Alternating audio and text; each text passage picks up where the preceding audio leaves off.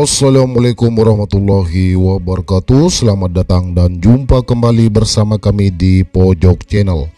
Jangan lupa tetap perbaharui informasi Anda lewat sajian berita di channel ini. Dilansir dari Warta Ekonomi, penjagalan untuk Anies Baswedan sepertinya belum berakhir. Isu tersebut terus meluas bahkan tumbuh kembali.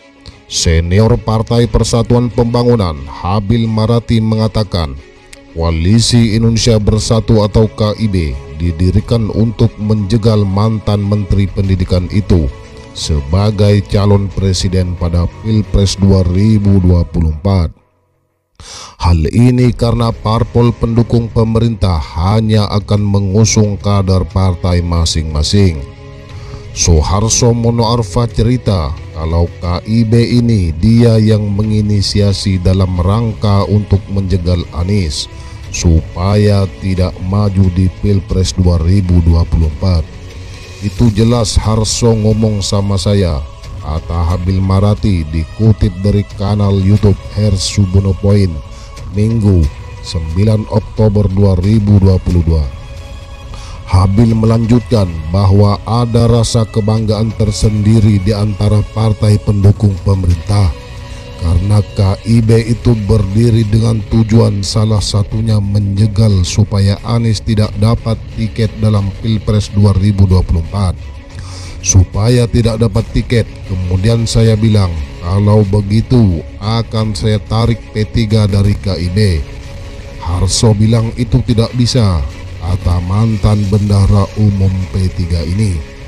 Habil yang memimpin FKM dan beranggotakan para kader senior P3 di seluruh Indonesia ini kemudian menegaskan kepada Soeharto Monoarfa yang saat itu masih menjabat ketum P3, jika demikian kondisinya, dia bersama FKM akan membantu membesarkan P3 agar lolos dari parliamentary threshold atau ambang batas parlemen.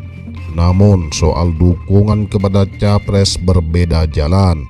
Saya bilang kalau begitu sama-sama jalan membesarkan P3, tetapi berbeda dalam mendukung calon presiden, dan dia setuju, kata Habil. Belakangan kemudian, begitu mengetahui bahwa akar rumput P3 mendukung Anies Baswedan, maka Soeharto Monoarfa pun balik arah. Hal itu karena dicurigai sering bertemu dengan Anies Baswedan bersama dengan E.F. Saifullah. Soeharto pun akhirnya didongkel dari kursi ketua umum P3. Dia mengaku heran Soeharto penggagas KIB untuk menjegal Anies, tetapi kenapa dikudeta? Ternyata Soeharto dijegal karena ditengarai sering bertemu Anies bersama E.F. Saifullah. Mantan petinggi PSSI ini menambahkan, Anies Baswedan semakin dijegal, maka kian tinggi dan menjulang namanya. Hal ini serupa waktu Susilo Bambang Yudhoyono kala masih menjadi Menko Polhukam dan dibilang sebagai kanak-kanak. Tetapi justru itulah yang membuat SBY melejit namanya. Jadi rakyat Indonesia ini tidak suka melihat orang terzolimi. Rakyat Indonesia ini akan membantu orang yang dizolimi itu, katanya. Habil Marati menyebutkan kondisi terkini ratusan kader senior P3 yang merupakan anggota FKM dan menguasai lumbung suara akar rumput bakal mendeklarasikan Anies Baswedan sebagai calon presiden di berbagai kota. Pertama, deklarasi akan dilakukan di Jakarta pada 12 Oktober dan 21 Oktober, menyusul 30 Oktober di Yogyakarta. Kemudian di Sumbar dan Kalimantan itu pada awal November, lantas Aceh dan daerah lainnya termasuk Papua. Jadi ujarnya FKN ini menjadi penggerak akal sehat yang ada di P3, karena P3 itu platformnya ada pada Anies Baswedan. Kenapa ada pada Anies? Karena P3 ini isinya para aktivis HMI, Parmusi, PII, Jadi keterlaluan kalau seorang Anies yang aktif jadi aktivis sejak mahasiswa tidak didukung, pungkasnya.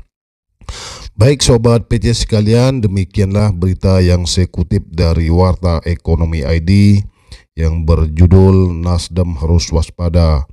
Koalisi ini rupanya diinisiasi demi menjegal Anies Baswedan untuk maju di Pilpres 2024.